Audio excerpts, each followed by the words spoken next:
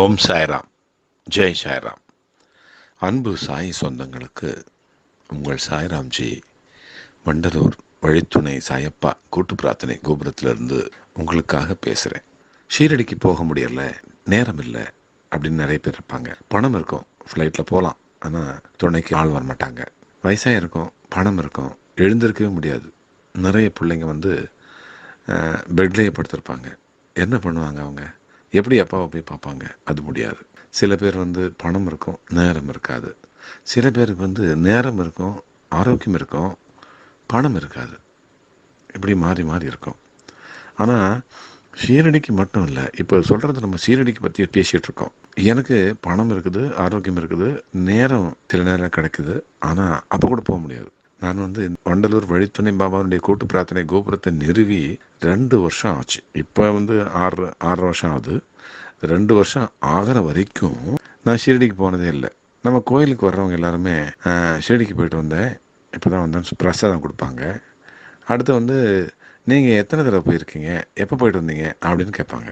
அப்போல்லாம் ரொம்ப வருத்தமாக இருக்கும். அப்பா, நீ என்னை கூப்பிடவே மாட்டேங்கிற, எனக்கு வழியே கொடுக்க மாட்டேங்கிற, எப்போ தான் நான் ஒன்று பார்ப்பேன், நேரடியாக எப்போ தான் ஒன்று தரிசனம் பண்ணுவேன், ஒன்று பார்க்குற சந்தர்ப்பம், அந்த பாக்கியம் எப்போ எனக்கு கிடைக்கும் அப்படின்னு சொல்லிட்டு வருத்தப்படுவேன். மனசுக்குள்ள அழுவேன். என்னன்னா, பணம் இல்லாமல் இல்லை, நேரம் இல்லாமல் இல்லை, நிறைய நிறைய தடைகள். அம்மாவுக்கு அப்போல்லாம் ஃப்ளைட்டில் போனால் பயம், ஃப்ளைட்டு விழுந்துருமோ, ஆக்சிடெண்ட் ஆகிடுமோன்னு சொல்லிட்டு. நடந்து போனால் கூட ஆக்சிடெண்ட் ஆகுது, அது வேறு விஷயம். அவங்களுக்கு அப்படி ஒரு அதனால் நிறைய தடவை நான் ஃப்ளைட்டில் புக் பண்ணிவிட்டு கேன்சல் பண்ணிவிடுவேன். நேரம் ரயிலில் போனாக்கா நேரம் இல்லை, அது 5 நாள் ஆகிடுது இல்லையா, அதனால் நேரம் இல்லை, அதனால் அதை மிஸ் பண்ணிகிட்டே வந்தேன். இப்படியா 2 வருஷம் ஓடி போச்சு. காரணம் அவரா நம்மளா தெரியாது. அவர் கூப்பிட்டா தான் நம்ம போக முடியும். என்னதான் முயற்சி பண்ணாலும், என்னதான் பணம் இருந்தாலும், என்னதான் ஃப்ளைட் இருந்தாலும் கூட, இப்போ நேரடியாக ஃப்ளைட் இருக்குது, ஆனால் போக முடியுதா? போக முடியலையே. அவர் கூப்பிட்டா தானே போக முடியும். அதுதான். எத்தனை தடவை போனாலும், இப்போல்லாம் எத்தனை தடவை ஷீரடிக்கு போனாலும் முதல் தடவை போன அனுபவம் தான் எனக்கு இருக்குது.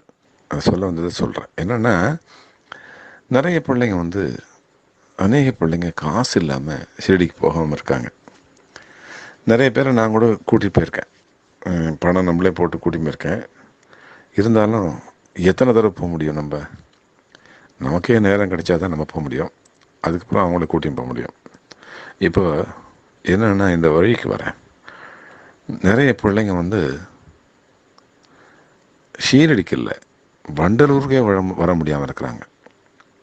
தமிழ்நாட்டில் இருக்கிறவங்க, வெளிநாட்டில் இருக்கவங்க இல்லை, தமிழ்நாட்டில் வாழ்கிறவங்க வண்டலூர் நம்ம சாயப்பாவை, வழித்துணை சாயப்பாவை பார்க்கறதுக்கு முடியாமல் இருக்காங்க.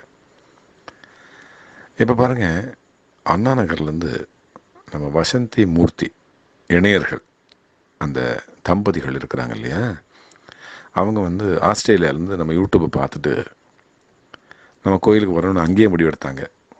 அங்கேயே என்கிட்ட பேசினாங்க. அந்த நாட்டிலேருந்து எனக்கு பேசினாங்க. அவங்க மகள் அங்கே இருக்காங்க. அங்கே போய் அவங்கள பார்க்கும்போது, அங்கே இருந்தபோது ஓய்வாக இருக்கும்போது நம்மளுடைய யூடியூப்பை பார்த்துட்டு என்கிட்ட பேசினாங்க. நாங்களும் அண்ணா நகரில் தான் இருக்கிறோம், நாங்கள் சென்னை வந்தவுடனே நாங்கள் உங்களை பார்க்குறோம் அப்படின்னு சொல்லிட்டு ஏதோ 2-3 பிரார்த்தனை பண்ணிக்கிட்டாங்க. அவங்களுக்கு சக்ஸஸ்ஃபுல்லாக ஆச்சு. வந்தவுடனே நம்ம கோயிலுக்கு வந்தாங்க. அவங்களுக்கு ரொம்ப நிறைவாக இருந்தது. தொடர்ச்சியாக வர்றாங்க. அவங்க வந்த பிறகு எக்கச்சக்கமாக அவங்க கோயிலுக்கு பண்ணாங்க.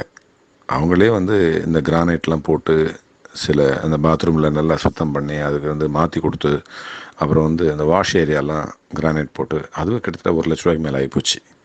அது இல்லாமல் நிறைய வெள்ளி பாத்திரங்கள், சில இதெல்லாம் அபிஷேகம் பண்ணுறதுக்கு சில விஷயங்கள் எல்லாம் பண்ணி வாங்கி கொடுத்துருக்காங்க. அது மட்டும் இல்லை, அவங்க நிறைய பிள்ளைங்களை அறிமுகப்படுத்தி, அவங்களே நிறைய உமாசங்கர்னு சொல்லிட்டு அசோக் லைலாண்டில் அவரோட வேலை பண்ண ஒரு அதிகாரி, பெரிய அதிகாரி, அவரும் அறிமுகப்படுத்தி, அவரும் கூட நல்ல நன்கொடை கொடுத்துருக்குறாரு.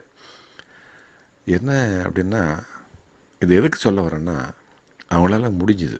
ஒரு சக்தி உள்ள, ஒரு திராணி உள்ள, பக்தி உள்ள தம்பதிகள், அதை தான் சொல்லணும். அது அவங்களால முடிஞ்சுது. இன்னும் சொல்லப்போனால் ஒரு படி மேலே, அவர் அண்ணா நகரில் ஒரு பெரிய பங்களாவில் இருக்கிறார். பெரிய பங்களா. அதை வாடகை விட்டுட்டு நம்ம கோயில் எதிர்க்க சொந்தமாகவோ அல்லது வாடகைக்கோ சின்னதாக ஒரு வீடு வாங்கிட்டு இங்கே வந்துடணும்னு சொல்லிட்டு முயற்சி பண்ணார். நான் தான் வேணாம் தடுத்துட்டேன். அந்த மாதிரி ஒரு பக்தி நம்ம வழித்துணை பாபா மேலே அவருக்கு. இது இப்படி இருக்கட்டும். இன்னொரு குடும்பம், சாதாரணமான குடும்பம். அவர் அண்ணா நகர் கொஞ்சம் இருக்கும், கிட்டத்தட்ட 20 கிலோமீட்டர் இருக்கும் நம்ம கோவிலேருந்து அண்ணா நகர் அவங்க வீடு. இந்த குடும்பம் என்னென்னா, நம்ம கோவிலேருந்து 2.5 கிலோமீட்டர் தான், அங்கே தான் வச்சுக்கிறாங்க.